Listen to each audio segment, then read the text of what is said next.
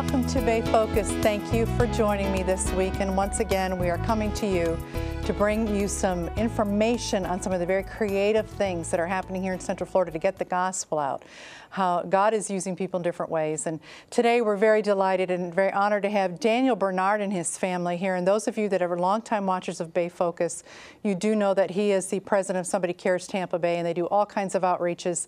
But we're not going to focus on that today. You can always go to their website and find out what they're doing, sctb.org. However, they're going to share a very personal and private journey they have been on over the last few years here, and really with their son Luke here today too. And before we get into that, we're going to look at a video, because Luke was in a very serious car accident, and that has turned into something that, you know, God will take whatever the devil tries to make for evil, for ill, and he turns it to good. All things work together for good for those of us that love the Lord. Wow, is this an example of that? And Luke has got a brand new movie project we're going to talk to him about. But let's just take a look at the video and give you an idea what we're going to talk about today.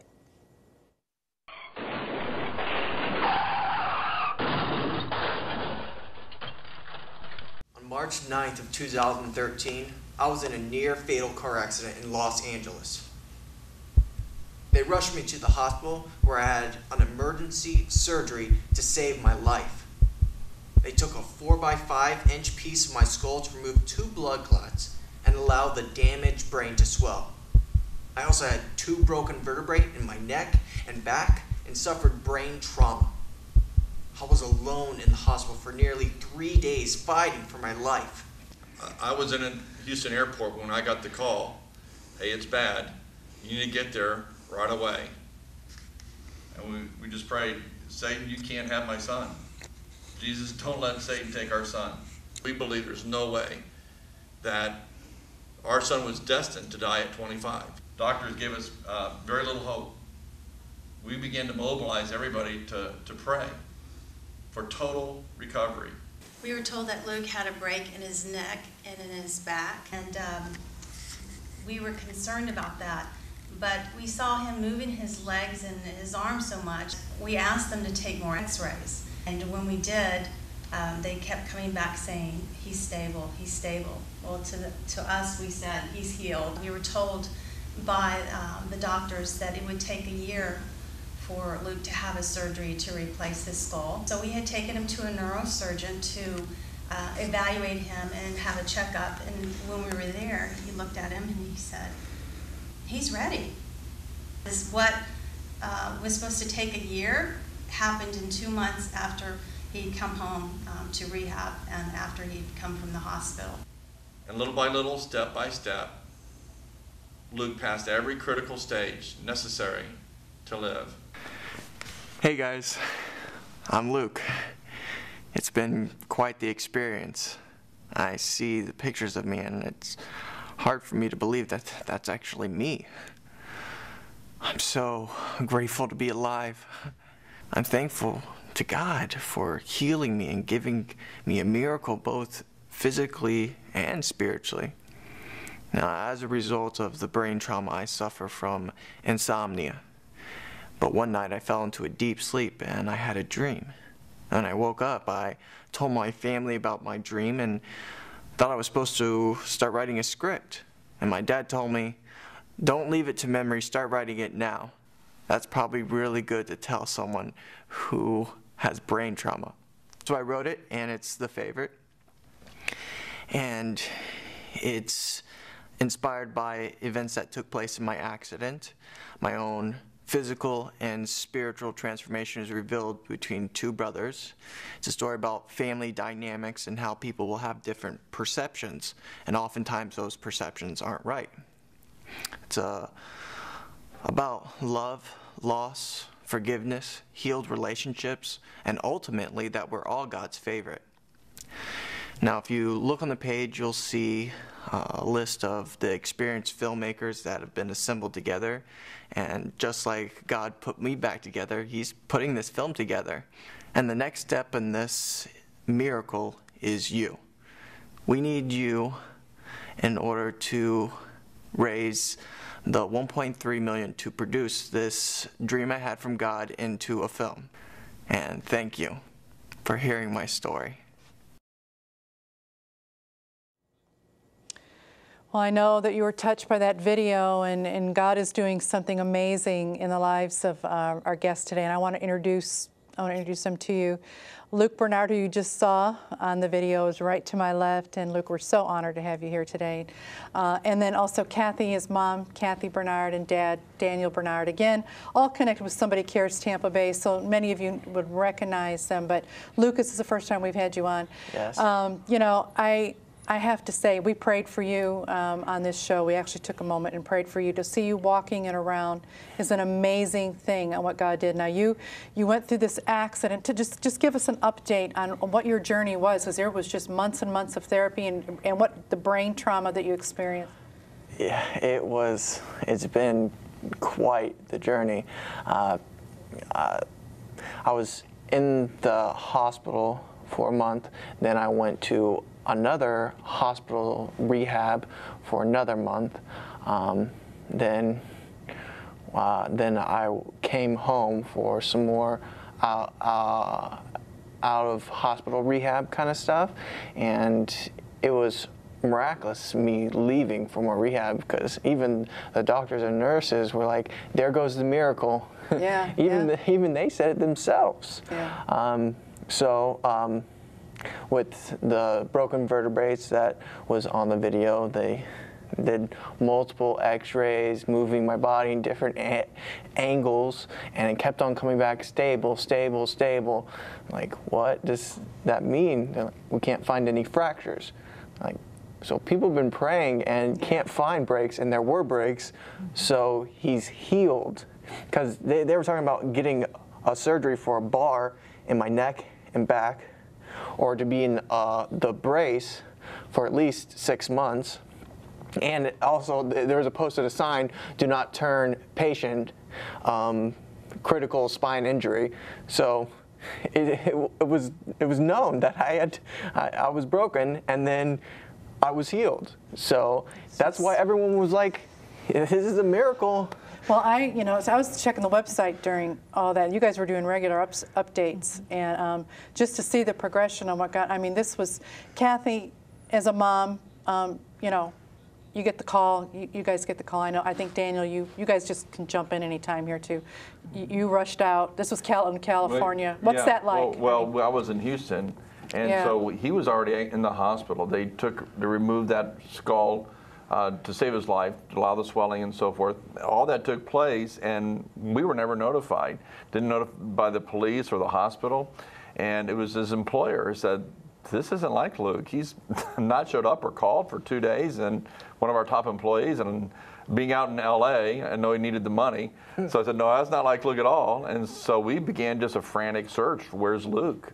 And ended up finding him through the sheriff's department, one of the same hospital we had already called. Previously said no, and then we found out that he was there. And of course, then she got on, talked to the doctor, and I was in the airport, literally about to jump on the plane. You were not with Kathy. You guys were separated going through this. Right. That's even harder. Yeah, and so so he canceled the trip to Tampa, got on the flight, and no, he just says you got to get here. So and this is of course, and then what happened in the months after that, you brought Luke home. This was all out in California, and you had gone out. And Kathy, as a mom, I want to hear the mom's perspective, because you've had to come through this. And I mean, this is just huge that he's sitting next to you today, and that you're able to do these interviews and do this. But I saw some of the blogging, I think, was from you as well. The process, and we don't have that as much time. We're capsulizing this. Right. What has this process meant to your family? Everything you went through. Well, it was really hard, because being in LA and the family here, of course everyone wanted to go out and be there, but that was impossible. So Daniel went out and he stayed the whole time nonstop, and I flew home twice to deal with family issues and ministry and stuff. But it's a hard thing. I remember kind of, how moms work. You kind of get into the zone, and once we found out what was going on, it was like, okay, trying to figure out how you get everything going and taken care of so you can get there as quickly as possible. And of course, they didn't give us a whole lot of information over the phone. just he had surgery and there. And he was how long well. out there in He was California?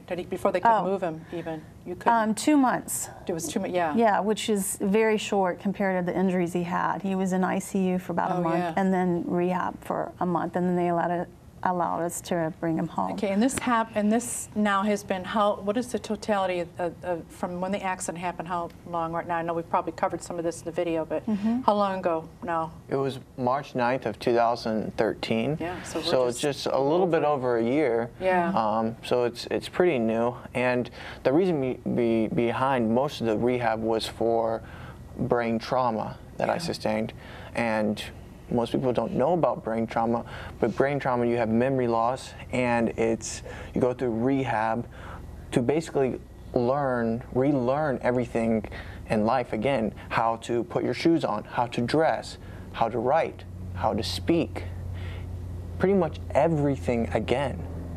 And you have physical therapy, occupational, speech, just all these different therapies that you have to go in through because you're relearning life again. Did did you lose any memory permanently? I mean, did some come back, or are you still having, where are you at today? I know our viewers would love to know that. That's most of the memory that I've lost is the 7 months that I was in LA. Yeah. Is pretty much gone. Now, my photographic memory has come back to me when I see people, see places and things. I'm like, I know vague things about it, but specific conversations and things like that, and it's pretty vague to me. Yeah. And with brain trauma, formulating new memories has also been a journey as well. Because it wasn't just the accident's over, rehab's done, he's all good. There'd be things like I'd walk into a room and I'd just be like, why did I come in here? Yeah. What was I doing? And I retrace my steps, do exactly what I was doing, and I'm like, oh yeah, I was going to do that. Yeah. It's just. You know, I have to honestly say I do that quite frequently myself. I had brain trauma that I know of. So I can relate to you, Luke. It's pretty. To me, it's intense because I wasn't ever a note taker at school because someone would say something, and I was like, got it. And being an actor, I just learn lines so easily. I was just like, I had quick memory. And now I walk into a room and I'm just like, why did I come in here? Yeah, so to me, it was just like, it's intense. Well, it's still a process too, and anything that I have read or know about brain trauma too, you still have opportunity here to get better and better and better. I mean, as the years go on, and I mean, in particular with God's help. But the cool thing about all of this, and you were out in California actually because you had desire to get involved in acting, but writing, the whole Hollywood kind of movie making world was of interest to you. Yes. And you, then God birthed you an idea here. And I am going to do something here. I'm going to stop at this point because I want to devote a lot of the rest of the time of this show to talking about this movie and what God has done. And you have with you today a very well-known and established movie producer and a team that is going to be working with you to bring it. I want to hear about what the idea that God gave you. But I want to bring him into it and give us some extra time to talk about that. All right. But a final thought, because Kathy's going to leave us in a moment and come back. But I mean, she's going to come. And Curtis Graham is going to be joining us. But is there anything, Kathy, before we switch you out here, that you would say if there's somebody watching that they've walked this road of it, just a catastrophic car accident with your child, with the brain injuries, the walking miracle that he is, what would you say to some people that may be right in the middle of it right now? Right. I would tell them that God is faithful, that He loves us, and He wants to be a part of our lives. And even in the midst of crisis, you know, He is available. I remember the first thing when I walked in the room and I saw Him and got over the first surprise and shock of it, I just thought, you know, we got to get busy and pray. We got to get into, you know, really praying specific prayers regarding this, and for people not to give up hope, because a lot of times the doctors will come in and they'll say stuff, and God is God, and that whatever the doctors have said doesn't mean that's the real thing, because God can do anything. Just like they said he had a broken neck and back and that he'd have to have surgery, God showed him something different. So hold on to hope. Hold on to hope and prayer. Okay, we're gonna take a break. That's wonderful, Kathy. Thank you so much. When we come back, you're going to hear about the movie The Favorite that Luke has written, and that incredible team that's being assembled to pull this movie off. This is an incredible story, so you want to stay tuned. We'll be right back.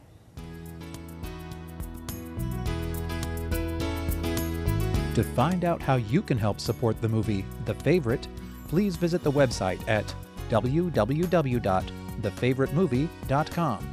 You can contact the movie producers by sending an email through the website.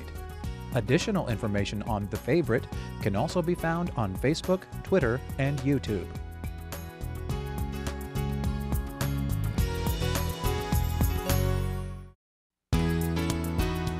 Bay Focus puts the spotlight on Tampa Bay. Join host Darlene Greenlee as she takes a look at the people and events reaching our Central Florida communities with the gospel. Plan to watch Bay Focus Wednesday mornings at 11:30 and Thursday nights at 7 right here on your CTN station.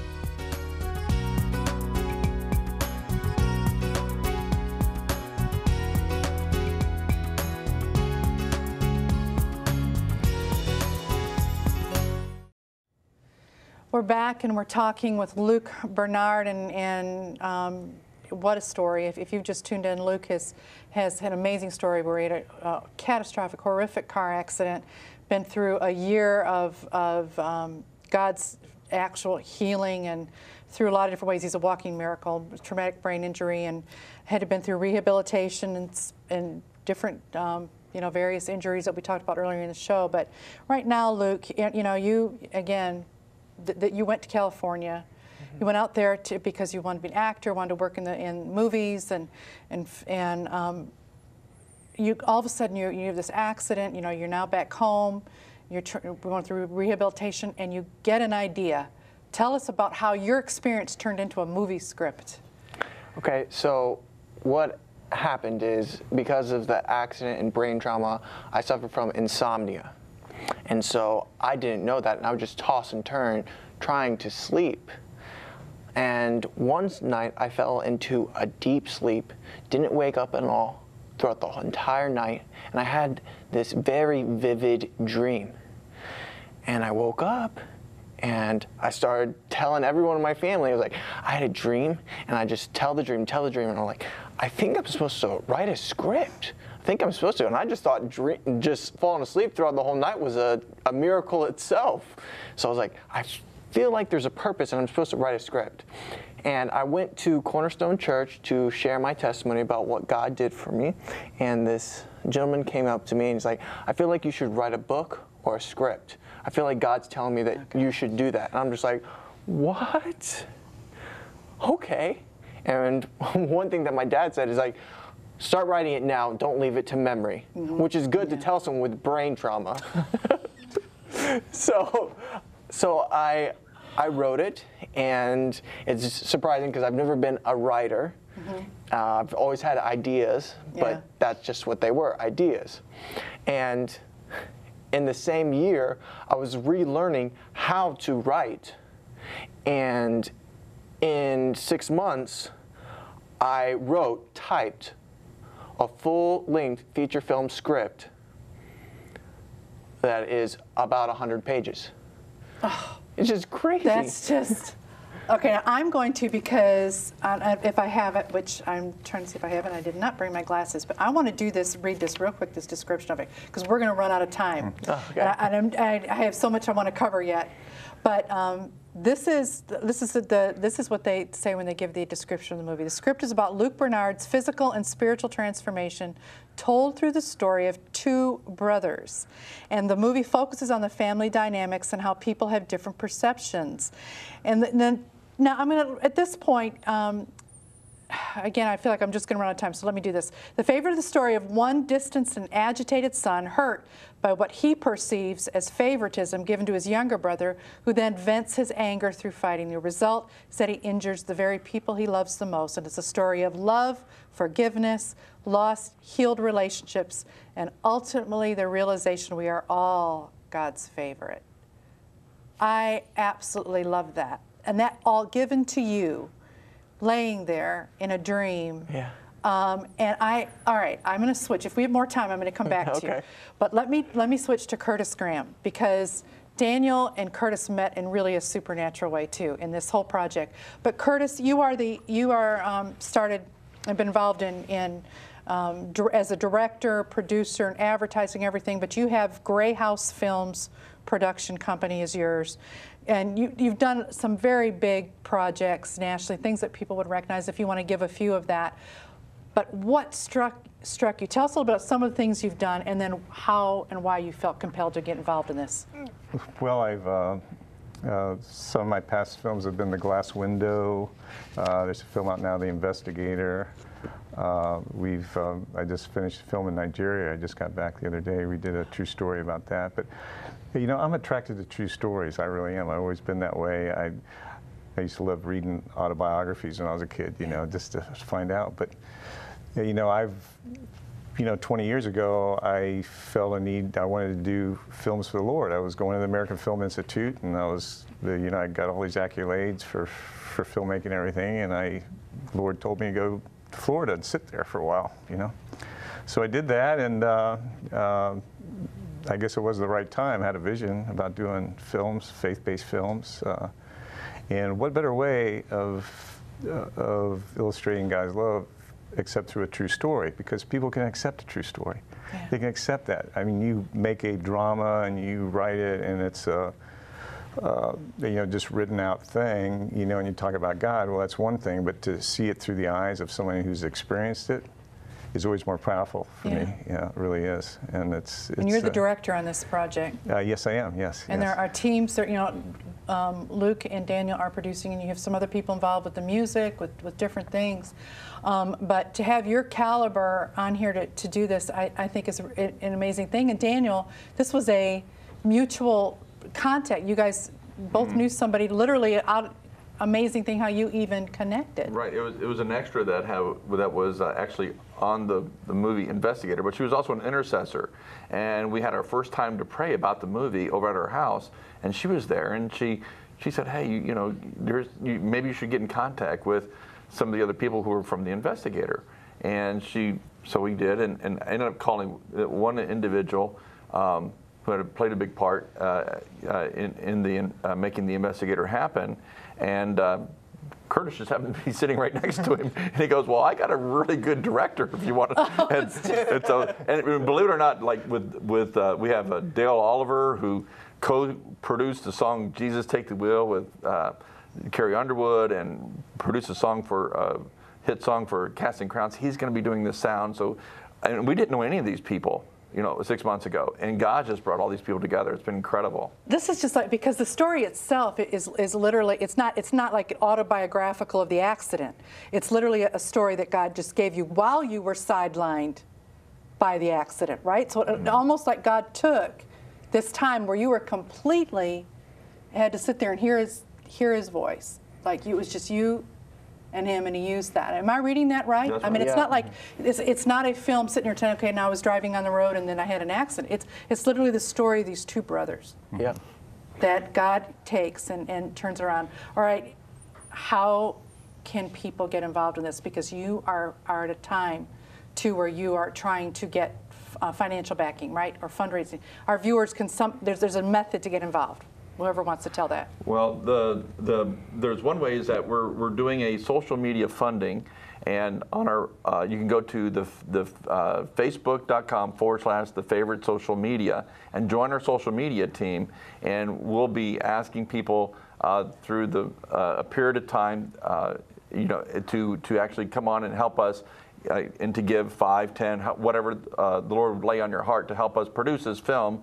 And so you can go to the actual funding campaign will be through our website, thefavoritemovie.com, thefavoritemovie.com. The funding campaign is actually called Bear the Light, because the vision for the movie, the vision for it is that we would bear the light in every city across this nation with this message of the gospel. And we see it as part of the redemptive purpose and destiny for Luke, because his name literally means bearer of light. And so we call it Bear the Light. And so as you give towards this film, as you help us to do that, then the vision is that we're going to be, we have tracks, we have a 4-week study guide that's going to go with it, so the church can help bridge people to Christ. So the vision is, you help us bear the light in cities across America. And the message of the movie is what? I referred to it a minute ago, but what do you want people to take out of it? The message of the film is nobody and everybody is God's favorite.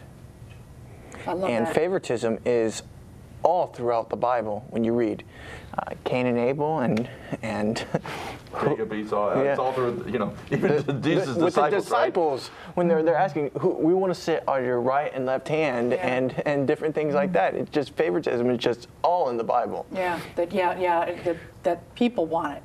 They want to have this spot, yeah.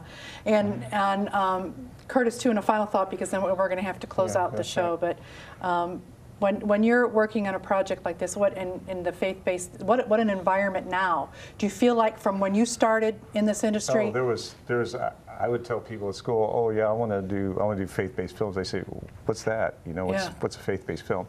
You know, it's kind of like, but I had that vision so long ago, and then finally now there's that time that way, or they're viable. It's like studios are looking for them. But yeah, they are. They see this market. Yeah, and they've been very successful.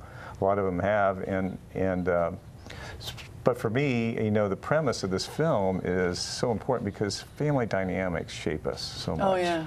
Shape us so much, Oh, and so absolutely. many times we have perceptions of who we are from our just our family dynamics and how we grow up, and I think audience They're going to will relate to to this. Yeah, I'm going to have to close it on that. We're out of time. Okay. Thank you all so much, so and much. for Kathy coming on earlier too. And Thank you. well, you know, if you see the opportunity to see The Favorite coming up now here in the months ahead, they need your support to get this movie done, to get it out there, and you have an opportunity to go see it. You take friends and family, knowing what a miracle this project is that Luke did. I mean, that God used Luke's life, took what the devil meant for harm, turned it to good, and he gets all the glory for it. Thank you for tuning in. The Lord gets the glory. I hope I didn't say the devil. I just switched that. God gets the glory. See you next week on Bay Focus. May God richly bless you.